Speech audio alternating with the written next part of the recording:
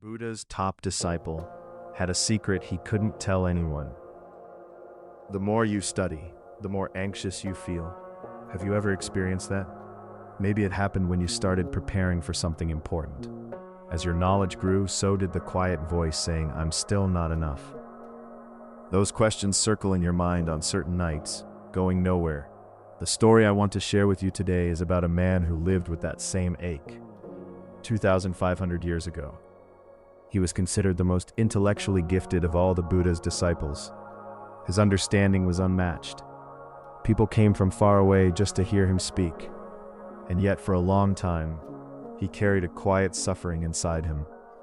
His brilliance was the very thing that made him hurt. Among the Buddha's disciples, there was a man known for one thing above all else: the sharpness of his mind. The Buddha himself said of him, "Among all my disciples, none can match him in wisdom." When the Buddha finished delivering a complex teaching, the other disciples were still piecing it together. This man had already grasped the whole picture and was quietly explaining it to the others in plain, clear language. Everyone held him in the highest regard. And yet one day, he came to the Buddha and said something that took quiet courage to say.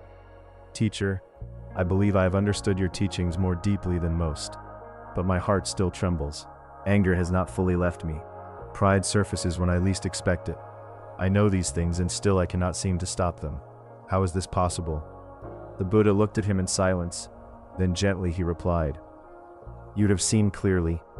Understanding something with your mind and experiencing it with your whole being, these are two different things. A map of the river, no matter how detailed, cannot tell you how cold the water feels. What you need is not more knowledge. What you need is experience." The disciple could not speak for a while after hearing those words. "I know, and yet I cannot do it." For the first time, the shape of his suffering had a name. The Buddha continued, "A sharp mind, like a sharp blade, can wound its own holder. Knowledge is only a beginning.